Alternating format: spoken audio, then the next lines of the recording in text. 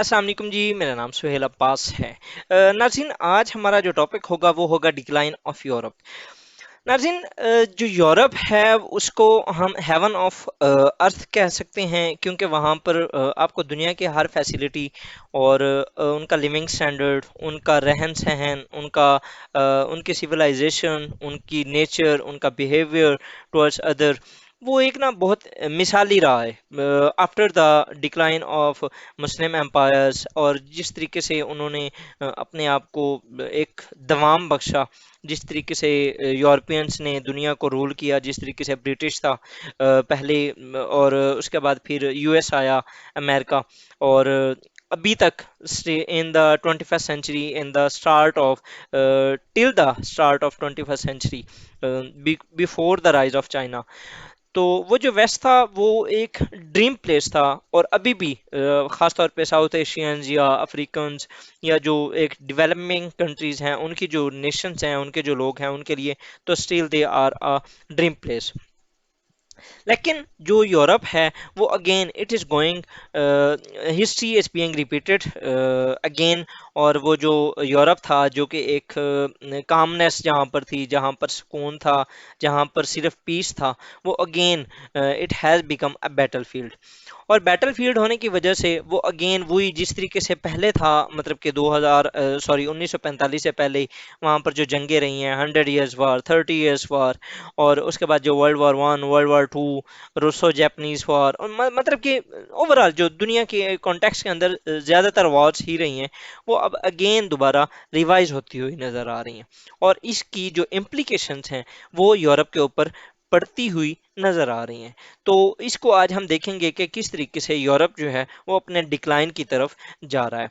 सबसे पहले अगर हम देखें तो जो यूरोप जहाँ पर आर्म रेस को ख़त्म करने की बातें होती थी, जहाँ पर यह बात की जाती थी कि आप न्यूक्लियर को ख़त्म कर दो, जहाँ पर एनपीटी को साइन किया गया, जहाँ पर CTBT comprehensive test ban treaty, जहाँ पर आर्म्स को बिल्कुल ही ख़त्म करने की बातें चल रही थी, जहाँ पर लिबरल अप्रोच थी, जहाँ पर फ्री बॉर्डर्स की बात की जा रही थी, अब अगेन मिलिटराइजेशन वहाँ पर हो रही है।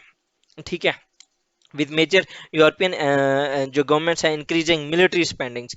ठीक है, जहाँ पर ज़्यादातर जो लोगों की डेवलपमेंट के ऊपर बात की जाती थी, जहाँ पर सोशल वेलफेयर की बात की जाती थी, लेकिन वहाँ पर अब दोबारा क्या हो रहा है, मिलिटराइजेशन ऑफ द बजट्स, मतलब कि उनके जो मिलिट्री के बजट्स हैं वो ज़्यादा इंक्रीज हो रहे हैं। ठीक है, इसके अंदर आप अगर देखें तो जर्मनी, फ्रांस और उसके अलावा और भी बहुत सी ऐसी नेशंस हैं जिन्होंने अपना जो मिलिट्री का बजट है वो इंक्रीज कर दिया। अब इसकी इम्प्लीकेशंस क्या होंगी? अगर आप देखें तो impact of this has negatively affected Europe's interest.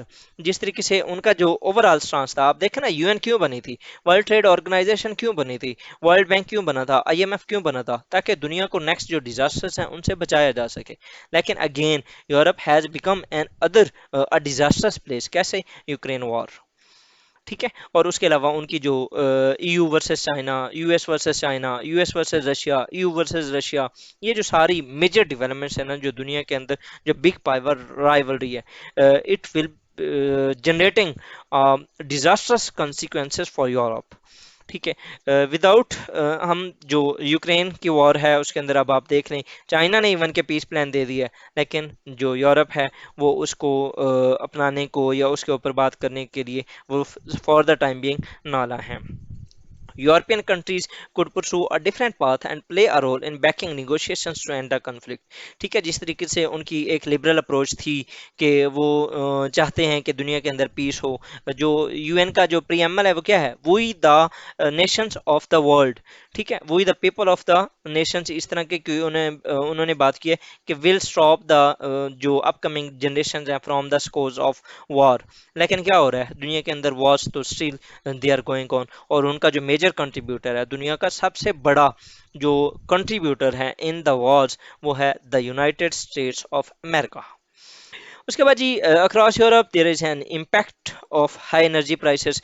आप देख लें कि सैंक्शंस रशिया के ऊपर लगी हैं, उनके जो कंसिक्वेंसेस हैं वो यूरोप को बर्दाश्त करने पड़ रहे हैं। इसको हम आगे अगली जो स्लाइड्स हैं उनके अंदर देखते हैं। मिलिट्री स्पेंडिंग इंक्रीज हो गई हैं, जिसकी वजह से वो जो एक कॉस्ट ऑफ लिविंग क्राइसिस है वो इंक्रीज हो रहा है। उसके अलावा डेंजरस और पुअरर, मतलब कि Europe has become more dangerous and more poorer. आप देख लें कि अभी फ्रांस के अंदर इवन के स्ट्राइक्स हो रही हैं, यूरोप के यूके के अंदर स्ट्राइक्स हो रही हैं, ठीक है, जो कि पहले कभी भी नहीं हुई थी। जो पहले पैसे लगते थे किसके ऊपर, ह्यूमन डेवलपमेंट के ऊपर, अब क्या हो रहा है, जर्मनी ने 100 बिलियन यूरोस जो प्लेज किए हैं for the military spending. Similarly जो फ्रांस है उसने क्या किया है, उन्होंने 60 मिलियन जो यूरोज हैं वो कहा है कि हम बाय 2030 हम लगाएंगे मिलिट्री स्पेंडिंग के ऊपर। Similarly Britain, historically the US closest European ally already spends 2.2% of GDP on military. ये कितने बनते हैं, 40 बिलियन। 40 बिलियन जो है जो उनकी है 40 billion of euros of GDP. Sorry, ये एक बार ना इसको कंफर्म कर लीजिएगा कि ये 40 बिलियन यूरोस हैं या 40 billions out of its GDP जो है वो एक ईयर की वो लगा रहा है मिलिटराइजेशन के ऊपर।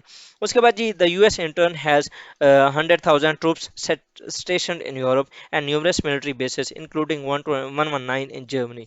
तो ये क्या हो रहा है, ये जो यूरोप जहाँ पर ओवरऑल ह्यूमन डेवलपमेंट के ऊपर, जहाँ पर एजुकेशन के ऊपर, हेल्थ के ऊपर, सोशल वेलफेयर के ऊपर, सोशल सिक्योरिटी के ऊपर जहाँ पर इन्वेस्टमेंट होती थी, वो किस साइड पे शिफ्ट हो रही है, मिलिटराइजेशन के ऊपर, आर्म्स के ऊपर। जब आर्म्स होंगी तो जाहिर बात है उनको यूटिलाइज भी किया जाएगा। जब यूटिलाइज किया जाएगा तो वही लोग जो पहले लोगों को बचाने के लिए किया जाता था अब लोगों को मारने के लिए किए जाएंगे। इकॉनमी आप देख लें कि किस तरीके से यूके की जो इकॉनमी है इस बार वो इंडिया से भी लोअर चली गई है, मतलब कि इंडिया हैज़ क्रॉस्ड यूके, ये जो अभी ये साल गुजरा है। इसी तरह वहाँ पर economic growth overall through out the Europe बहुत ज़्यादा कम हुई है। इन्फ्लेशन वहाँ पर ऑल टाइम्स हाई है। Government austerity policies are hitting living standards while some European governments policies towards Russia and China have made the situation worse। ठीक है, China को फैक्ट्री ऑफ द वर्ल्ड कहा जाता है, तो जब चाइना के साथ आप खराब करेंगे अपने रिलेशंस तो क्या होगा, अल्टीमेटली आपके अपने जो जो चीज़ें आप उधर से मंगवा रहे हैं तो आपको नुकसान होगा। ईयू और चाइना, इनके दरमियान एक कंप्रीहेंसिव एग्रीमेंट ऑफ इन्वेस्टमेंट हुआ था 2020 के अंदर, लेकिन यूएस की वजह से वो अभी तक उसको मटेरियलाइज नहीं किया गया।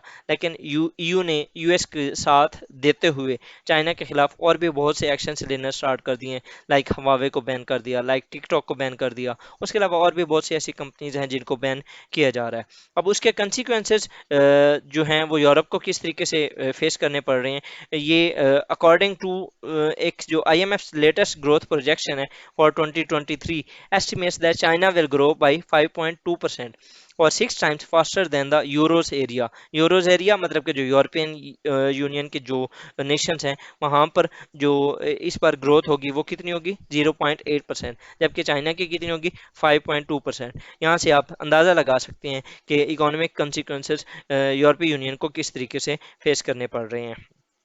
ठीक है, तो ये सारा कुछ क्या बता रहा है आपको कि जिस तरीके से जहाँ पर ओवरऑल ह्यूमन के ऊपर ज़्यादा पैसे लगाए जाते थे, जहाँ पर एजुकेशन के ऊपर बात की जाती थी, जहाँ पर हेल्थ के ऊपर बात की जा सकती थी, जहाँ पर पीस के ऊपर ज़्यादातर बात होती थी, यही जर्मनी था जो कि हमेशा रशिया और यूक्रेन के दरमियान वो क्या करता था, निगोशिएशंस करवाता था, पीस डील्स करवाता था। ठीक है, लेकिन अब वो क्या कर रहा है, वो खुद 100 बिलियन यूरोस जो है उसने प्लेज किए हैं फॉर मिलिट्री स्पेंडिंग।